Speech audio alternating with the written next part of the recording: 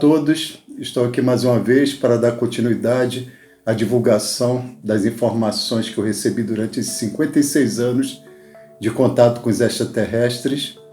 E neste vídeo vamos falar da herança que foi deixada pelos extraterrestres nos seus descendentes aqui no planeta Terra. Eu vou falar de algumas civilizações terrestres que são descendentes diretos de algumas raças e civilizações extraterrestres. Vou dar o nome das civilizações extraterrestres e vou dar o nome também da civilização aqui no planeta Terra. Nesse vídeo tem parte dela, no próximo eu vou dar continuidade. Vamos falar também da tentativa de manipulação genética que os draconianos tentaram realizar nos seres humanos do nosso planeta. Seres humanos primitivos que existiam aqui no planeta Terra, que era uma raça humanoide vegetal. E queria também reforçar a importância de seguir os vídeos na ordem cronológica para que vocês possam ter um entendimento do todo. Como eu disse em vídeos anteriores, para que você tenha o entendimento do segundo vídeo, é importante que você assista o primeiro. Para ter o entendimento do terceiro, é importante que você tenha assistido ao primeiro e ao segundo. E assim por diante. Eu vou deixar aqui na descrição do vídeo um link que vai levar vocês direto à playlist que tem os vídeos nessa ordem cronológica. Gostaria de dizer também que o conteúdo deste vídeo foi totalmente repassado para a Força Aérea Brasileira no período de maio de 1998, entre maio de 1998 e junho de 1998. E todas as vezes, como eu já disse em vídeos anteriores, todas as vezes que eu repassar informações que forem encaminhadas para a Força Aérea, eu vou informar no início do vídeo. Bem, vamos dar continuidade ao vídeo. Fiquem com Deus e um abraço a todos.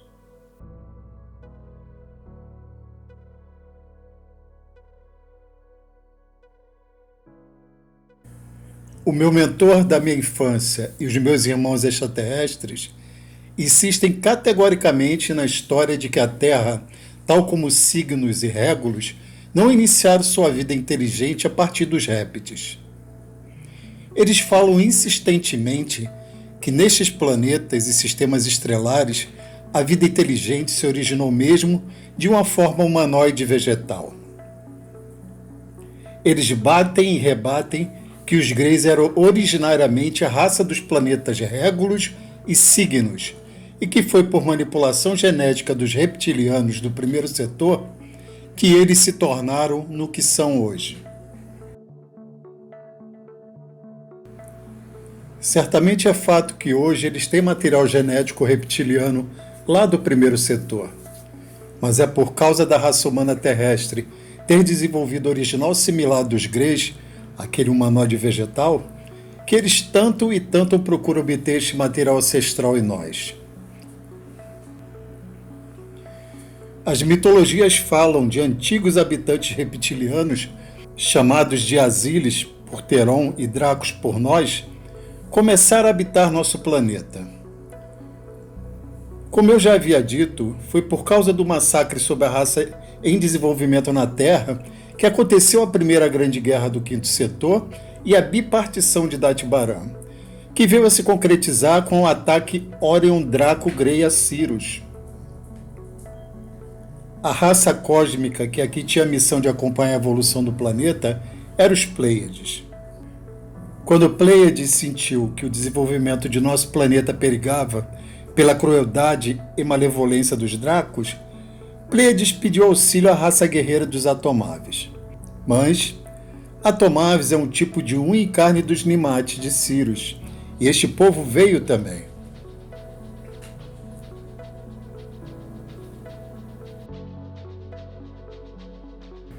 Teron diz que não há vínculo da raça terrestre com qualquer espécie símia. Não há um elo entre nós e os símios. Nós não éramos originalmente o que somos e formamos uma espécie humana muito especial porque temos esses genes ancestrais não humanos, humanoide vegetal, e uma mistura de genes do tipo humano de outros planetas, que nos fez sermos como somos. E a nossa espécie, mesmo fragmentando-se em tantos grupos étnicos diferentes. A gente não possui material genético Draco pela simples razão que estes materiais são incompatíveis agora. Apesar de não terem sido no passado muito remoto, quando éramos do tipo humanoide vegetal. Mas aqui os Dracos não queriam escravos ou experimentos. Eles queriam o mesmo planeta, pela sua posição privilegiada e central no quinto setor. Nós, desta forma, temos nossos ancestrais sofrendo por parte de Draco uma guerra de extermínio inteiramente diferente da atuação em relação aos Greys. A história desta nossa evolução humana é a história do somatório de entrecruzamento de várias espécies do tipo humana de outros setores e planetas. Conta Teron que Pleiades, cansada de ver o sofrimento da raça terrestre que se formava nas mãos dos Dracos, pediu ajuda ao povo Atomaves, que estavam em Sirius, tentando obter um equilíbrio entre Ashnar e Nimates. Disse ainda que Atomaves veio se aliar a Pleiades e que Nimates vieram dar apoio a Atomaves. Acrescentou que Atomaves, Pleiades e Nimates estabeleceram colônias aqui na Terra. Como todos esses fatos são pré-diluvianos e foi identificado na língua semita palavras da língua Grozny, é certo que de fato que os semitas são os descendentes daqueles povos que tiveram contato com a aliança Pleiades, Atomaves, Nimates, na época da primeira expulsão dos Dracos. Encontramos referências na Bíblia que os filhos dos deuses casaram com as filhas dos homens, e que os deuses ficaram furiosos com isto. Teron disse que Datibaran e a Federação dos Setores ficaram tão furiosos por Pleiades, Atomaves e Nimates terem de fato conduzido esta guerra que eles tiveram seus armamentos confiscados. Foram proibidos de retornar à Terra e perderam seus assentos em Datibaran. Disse ainda que os Pleiadianos, Atomaves e Nimates deixaram em nosso planeta as famílias que aqui constituíram. A grande guerra Pleiades, Atomaves e Nimates contra os Dracos conseguiram expulsá-los daqui, mas como Pleiades, Atomaves e Nimates foram punidos severamente pela Federação dos Setores e tiveram que sair daqui também, os Dracos voltaram e restabeleceram seu reino de terror. Os gregos contam que os deuses decidiram retornar para os seus lares. Eles não decidiram, foram obrigados a fazê-lo pela Federação dos Setores. Eles partiram com imenso pesar, deixando aqui descendentes dando seus primeiros passos. Conta ainda Vral, o Kiryat Barim, que alguns grupos de Nimates aqui se estabeleceram contrariando as ordens da Federação dos Setores e conseguiram contornar esta volta por quase 90 anos nossos.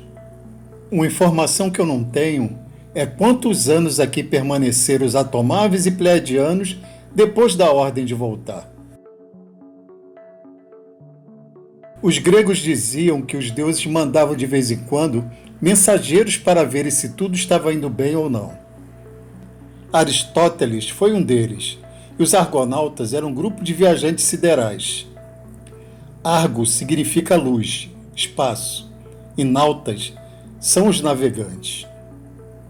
O barco deles foi construído por uma madeira chamada leão, uma madeira que não quebrava nem se queimava. Existe um povo no meio do Saara, os Dogon, que dizem que eles provêm dos argonautas. É um povo que conhecia a existência de Sirius B muito antes dos astrônomos a encontrarem com a ajuda de telescópios poderosos. Os sirianos possuem duas raças principais, os Ashnas e os Nimates. Os Ashnas não têm muita afinidade nem muita participação na nossa história. Os Nimates, sim, Eles são um grupo extremamente vinculado à nossa história e à nossa evolução. É verdade também que os Dracos e Greys, Asilis e Cabrans para Teron, ocuparam todo e qualquer espaço que podem em nosso planeta e vivem simbioticamente porque um precisa do outro para atingir seu próprio objetivo. Yanni, o Kiryat Barim, é um ser do oitavo setor, de características humanoide felinas, como todos os seres do oitavo setor.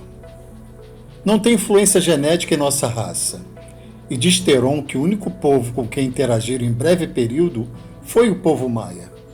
Diz Teron tem muito pouco contato com o nosso planeta, e a sua presença aqui só se faz quando solicitado pelos aliados. Teron insiste na importância genética da raça terrestre humana. Ele diz que nenhuma outra raça tem o poder criativo e a variedade de emoções que nós temos. Ele sempre diz que este é o maior tesouro do nosso planeta, nós. Teron fala de inúmeras incursões dos Orianos na África para a coleta de um determinado material genético muito importante para determinados aparelhos que usam energia de sons. Eu explico. Teron diz que as raças mais evoluídas tecnologicamente dispõem de aparelhagens e instrumentos dos mais diversificados e verdadeiramente exclusivos. Porque esses aparelhos e instrumentos possuem o mapa genético dos seus donos e só trabalham para estes. Isto é como se os elementos do mapa genético funcionassem como uma chave de ligar. Diz Teron que os Orianos alcançaram a técnica de possuir também esses aparelhos, mas seu material é de qualidade tão diferente que os aparelhos deles fornecem resultados medíocres.